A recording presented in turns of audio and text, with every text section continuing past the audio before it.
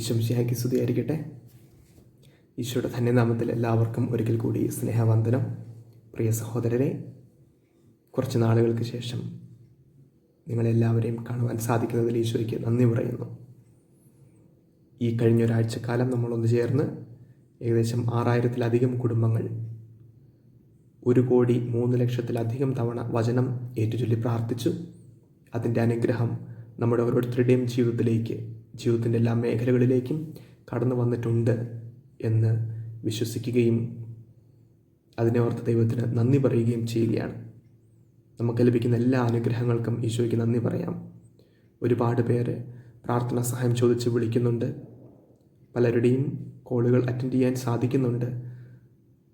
പ്രാർത്ഥന ചോദിക്കുന്ന എല്ലാവരുടെയും പ്രാർത്ഥന എഴുതി പ്രാർത്ഥിക്കുകയും അതോടൊപ്പം തന്നെ പരിശുദ്ധ ബലിയിലേക്ക് സമർപ്പിക്കുകയും ചെയ്യുന്നുണ്ട്. നിങ്ങളിൽ ചിലരുടെയെങ്കിലും കോളുകൾ എനിക്ക് അറ്റൻഡ് ചെയ്യാൻ പറ്റാതെ പോകുന്നുണ്ട്. പലതവണ വിളിച്ചിട്ടും കിട്ടാത്തവരുണ്ടായിരിക്കാം. പ്രിയ സഹോദരരെ, എന്നോട് വിഷമമൊന്നും തോന്നരുത്. എനിക്കിവിടെയുള്ള എനിക്ക് നൽകപ്പെട്ടിരിക്കുന്ന ശുശ്രൂഷകളുടെ ഡ്യൂട്ടി, അതിൻ്റെ തിരക്കുകളിൽ എനിക്ക് ചിലപ്പോൾ ചിലത് അറ്റൻഡ് ചെയ്യാൻ പറ്റാതെ വരുന്നുണ്ട്. എങ്കിലും എല്ലാവരെയും സമർപ്പിച്ച് ഞാൻ പ്രാർത്ഥിക്കുന്നുണ്ട്. പ്രിയ സഹോദരരെ, ഒരു കാര്യം പറയണമെന്ന് എൻ്റെ മനസ്സിൽ എനിക്ക് തോന്നുന്നത് ഇതാണ്. ഈശോ പ്രചോദിപ്പിക്കുന്നത് ഞാൻ പറയുകയാണ്. നമ്മളുടെ ജീവിതത്തിലേക്ക് കർത്താവ് തരുന്ന അനുഗ്രഹത്തെ ഓർത്ത് നമ്മളെപ്പോഴും കൃതജ്ഞതയുള്ളവരായിരിക്കണം.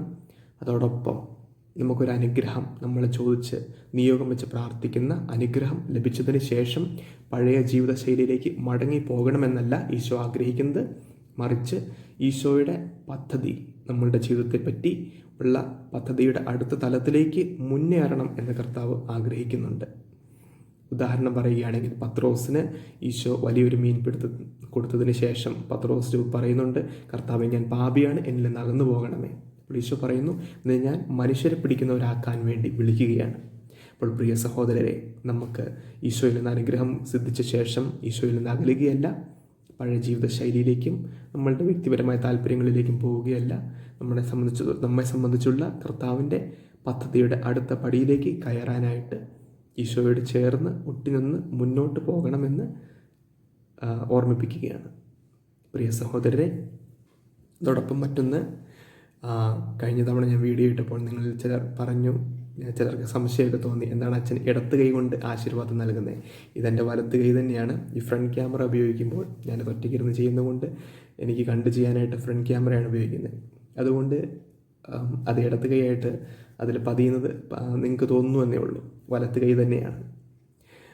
ഞാൻ കത്തോലിക്ക സഭയിലെ ഒരു വൈദികൻ തന്നെയാണ്, സംശയമൊന്നുമില്ല. പ്രിയ സഹോദരരെ, നമ്മുടെ കർത്താവ് മുൻപോട്ട് നയിക്കുന്ന ഈ വേളയിൽ നമുക്ക് ലഭിക്കുന്ന എല്ലാ അനുഗ്രഹങ്ങൾക്കും ഈശോയ്ക്ക് പ്രത്യേകമായിട്ട് നന്ദി പറഞ്ഞ് പ്രാർത്ഥിക്കാം. ഞാൻ നിങ്ങളെല്ലാവരെയും ഓർത്ത് പ്രാർത്ഥിക്കുന്നുണ്ട്.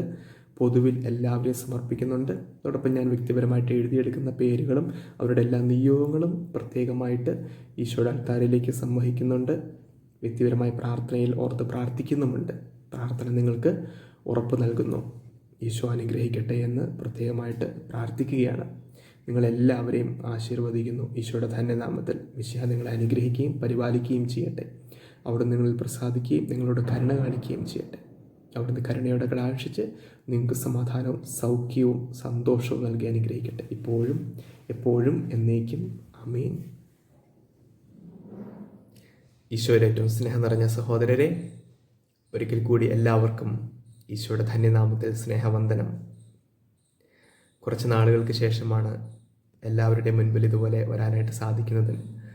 അതിനെ ഓർത്ത് ഈശോയ്ക്ക് പ്രത്യേകമായിട്ട് നന്ദി പറയുന്നു. നമ്മളൊന്ന് ചേർന്ന് കുറേ അധികം നാളുകളായി ഈശോയുടെ വചനം ഏറ്റുചൊല്ലി പ്രാർത്ഥിക്കുകയാണ്. അതിൻ്റെ ഒരുപാട് അനുഗ്രഹങ്ങൾ നമ്മുടെയൊക്കെ ജീവിതങ്ങളിലേക്ക് കർത്താവ് തരുന്നുണ്ട്. ഈശോയ്ക്ക് നമുക്കൊന്ന് ചേർന്ന് നന്ദി പറയാം. ഇന്ന് ഞാൻ പ്രത്യേകമായിട്ട് വരുന്നത്, നമ്മൾ ചൊല്ലി വചനം പ്രാർത്ഥിക്കുമ്പോൾ അതുമായിട്ട് ബന്ധപ്പെട്ട് നമ്മൾ ഓർക്കേണ്ട 1-2 കാര്യങ്ങളെ പറ്റിയാണ്. അതിനെപ്പറ്റി സംസാരിക്കുന്നതിന് വേണ്ടിയിട്ടാണ്. കുറച്ച് പേർക്ക് സംശയമുണ്ട്, ഈ നമ്മൾ ചൊല്ലി പ്രാർത്ഥിക്കുന്ന വചനത്തിൻ്റെ അർത്ഥം എന്താണ്, അതിൻ്റെ വ്യാഖ്യാനം എന്താണ് എന്നൊക്കെ. നമ്മൾ ദൈവശാസ്ത്രം പഠിക്കുമ്പോൾ, ബൈബിൾ വ്യാഖ്യാനം പഠിക്കുമ്പോൾ അതിന് പല മാനങ്ങൾ, അടരുകൾ ഉള്ളതായിട്ട് നമുക്ക് മനസ്സിലാക്കാനായിട്ട് സാധിക്കും. അത് വളരെ ചുരുക്കി രീതിയിൽ ഞാൻ പറയാനായിട്ട് ആഗ്രഹിക്കുകയാണ്. നിങ്ങൾക്ക് മനസ്സിലാകുമെന്ന് ഞാൻ പ്രതീക്ഷിക്കുന്നു. ഒന്നാമതായിട്ട്, ഒരു വചനം വായിക്കുമ്പോൾ അതിന് കാലികമായിട്ടുള്ളൊരു അർത്ഥമുണ്ട്, പിന്നെ കാല അതീതമായിട്ടുള്ള ഒരു അർത്ഥവുമുണ്ട്. അപ്പോൾ കാലികമായ അർത്ഥം എന്ന് പറയുമ്പോൾ അത് എഴുതപ്പെട്ട ആ കാലഘട്ടത്തിലെ അത് സൂചിപ്പിക്കുന്ന, കൃത്യമായിട്ട് പോയിന്റ് ചെയ്യുന്ന ഒരു സാഹചര്യമുണ്ട്. അതൊന്ന്. മറ്റൊന്ന് എന്ന് പറയുമ്പോൾ കാലാതീതമായിട്ട്, നമ്മൾ നൂറ്റാണ്ടുകൾക്ക് ശേഷം ഇന്ന് വചനം വായിക്കുമ്പോൾ നമ്മൾ ജീവിക്കുന്ന സാഹചര്യത്തിൽ പ്രാവർത്തികമാക്കാൻ സാധിക്കുന്ന രീതിയിൽ ആ വചനം വ്യാഖ്യാനിച്ച് എടുക്കുന്ന രീതി, അവിടെ കാലാതീതമായ അർത്ഥം നൽകപ്പെടുന്ന ഒരു അവസ്ഥ വചനത്തിന് ഉണ്ട്. ഈശോ മിശിഹായ്ക്ക് സ്തുതിയായിരിക്കട്ടെ. ഈശോയുടെ ധന്യനാമത്തിൽ എല്ലാവർക്കും ഒരിക്കൽ കൂടി സ്നേഹവന്ദനം. അവിടുത്തെ കൃപയും സമാധാനവും സമൃദ്ധമായി നിങ്ങൾ ഓരോരുത്തരുടെയും ജീവിതത്തിലേക്ക് കവിഞ്ഞൊഴുകട്ടെ എന്ന് പിതാവിൻ്റെയും പുത്രൻ്റെയും പരിശുദ്ധാത്മാവിൻ്റെയും നാമത്തിൽ പ്രാർത്ഥിക്കുകയും നിങ്ങൾ ഓരോരുത്തരെയും ആശീർവദിക്കുകയും ചെയ്യുന്നു. പ്രിയ സഹോദരരെ, കർത്താവ് നമ്മുടെ മേൽ ചൊരിഞ്ഞ നിരവധിയായ അനുഗ്രഹങ്ങൾക്ക് നമുക്ക് നന്ദി അർപ്പിക്കാം. കാരണം നാളിതുവരെ ഒരുപാട് നാളുകളായി നമ്മൾ ഒന്നിച്ചൊരു കൂട്ടായ്മയായി, വലിയൊരു കൂട്ടായ്മയായി വചനം ആവർത്തിച്ച് ചൊല്ലി പ്രാർത്ഥിക്കുകയാണ്. ഇപ്പോൾ ഏകദേശം 8000-നടുത്ത് കുടുംബങ്ങൾ ഒന്നിച്ച് വചനം ചൊല്ലുന്ന ഒരു കൂട്ടായ്മയായി നമ്മൾ മാറിയിട്ടുണ്ട് എന്ന് നമുക്ക് അറിയാൻ സാധിച്ചതിൽ ഒത്തിരി സന്തോഷമുണ്ട്. ഇതിൽ ദൈവത്തിൻ്റെ വലിയൊരു പദ്ധതിയുണ്ട് എന്ന് നമുക്ക് തിരിച്ചറിയാം. വചനം ആവർത്തിച്ച് ചൊല്ലി നമ്മൾ ലോകം മുഴുവന് വേണ്ടിയും നമ്മുടെ വ്യക്തിപരമായ നിയോഗങ്ങൾക്കും വേണ്ടിയും പ്രാർത്ഥിക്കുകയാണ്. അതിനെ ഓർത്ത്, അതിനുള്ള കൃപ നമുക്ക് ലഭിച്ചതിനെ ഓർത്ത് നമുക്ക് പ്രത്യേകമായിട്ട് നന്ദി അർപ്പിക്കാം.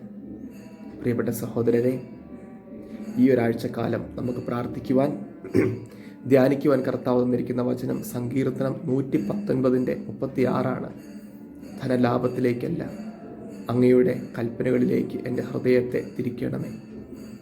പ്രിയപ്പെട്ട സഹോദരരെ, ദൈവത്തിൻ്റെ കൽപ്പന, അവിടുത്തെ വചനം, അതിൽ നമ്മുടെ ഹൃദയം ഉറപ്പിച്ചു കഴിയുമ്പോൾ അവൻ്റെ സ്വരം ശ്രവിക്കാൻ പാകത്തിന് നമ്മുടെ കാതുകൾ തുറക്കപ്പെടും.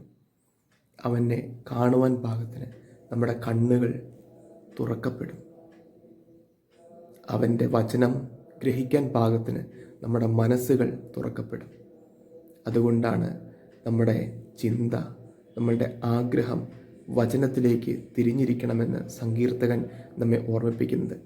തീർച്ചയായിട്ടും നമുക്ക് ഭൗതികമായിട്ടുള്ള ഒരുപാട് അനുഗ്രഹങ്ങൾ ചോദിക്കുവാനുണ്ട്. അവയെല്ലാം കൂട്ടിച്ചേർക്കപ്പെടും. പ്രഥമമായിട്ടുള്ള നമ്മുടെ ആഗ്രഹം വചനത്തിലേക്ക്, അവിടുത്തെ കൽപ്പനകളിലേക്ക് എൻ്റെ ഹൃദയത്തെ തിരിക്കണമേ എന്നുള്ളതായിരിക്കട്ടെ. കാരണം ഈശോ തന്നെ നമ്മളെ ഓർമ്മിപ്പിച്ചിട്ടുണ്ടല്ലോ, ആദ്യം അവിടുത്തെ രാജ്യവും അവിടുത്തെ നീതിയും അന്വേഷിക്കുക, ബാക്കിയുള്ളതെല്ലാം കൂട്ടിച്ചേർക്കപ്പെടും. തീർച്ചയായിട്ടും നമ്മൾ ചോദിക്കുന്ന എല്ലാ അനുഗ്രഹങ്ങളും കർത്താവ് കൂട്ടിച്ചേർത്ത് നൽകിക്കോളും. പക്ഷേ നമ്മുടെ ഭാഗത്തു നിന്ന് പ്രഥമമായിട്ട് അവിടുത്തെ വചനത്തോടുള്ള ഒരു അഭികാമ്യ, ഒരു വചനത്തോടുള്ളൊരു തീക്ഷ്ണത നമ്മുടെ ഹൃദയത്തിൽ നിറയാനും ജ്വലിക്കാനുമായിട്ട് നമ്മൾ ഇടകൊടുക്കണം. ആ ഒരു കാര്യം എല്ലാവരെയും പ്രത്യേകമായിട്ട് ഒരിക്കൽ കൂടി ഓർമ്മിപ്പിക്കുകയാണ്. ഈശോയുടെ കൃപയും സമാധാനവും എല്ലാവരോടും കൂടെ നിത്യമുണ്ടായിരിക്കട്ടെ എന്ന് പ്രാർത്ഥിക്കുന്നു. നിങ്ങളുടെ നിയോഗങ്ങൾക്ക് വേണ്ടി ഞാൻ പ്രാർത്ഥിക്കുന്നുണ്ട്. അർപ്പിക്കപ്പെടുന്ന ദിവ്യബലികളിൽ എല്ലാവരെയും ചേർത്ത് വയ്ക്കുന്നുണ്ട്. കർത്താവിൻ്റെ തൃക്കരങ്ങളിലേക്ക്, അവിടുത്തെ ആണിപ്പഴുതുള്ള കരങ്ങളിലേക്ക്, അവിടുത്തെ ബലിയുടെ സകല യോഗ്യതകളിലേക്ക് നിങ്ങളെ ഓരോരുത്തരെയും സമർപ്പിച്ച് പ്രാർത്ഥിക്കുന്നു. കർത്താവ് നമ്മെ സമൃദ്ധമായിട്ട് അനുഗ്രഹിക്കട്ടെ. നമ്മുടെ കർത്താവ് ഈശോ മിശിഹായുടെ കൃപയും പിതാവായ ദൈവത്തിൻ്റെ സ്നേഹവും പരിശുദ്ധാത്മാവിൻ്റെ സഹവാസവും നമ്മൾ ഓരോരുത്തരുടെയും മേലും ഉണ്ടായിരിക്കട്ടെ, ഇപ്പോഴും എപ്പോഴും എന്നേക്കും. ആമേൻ.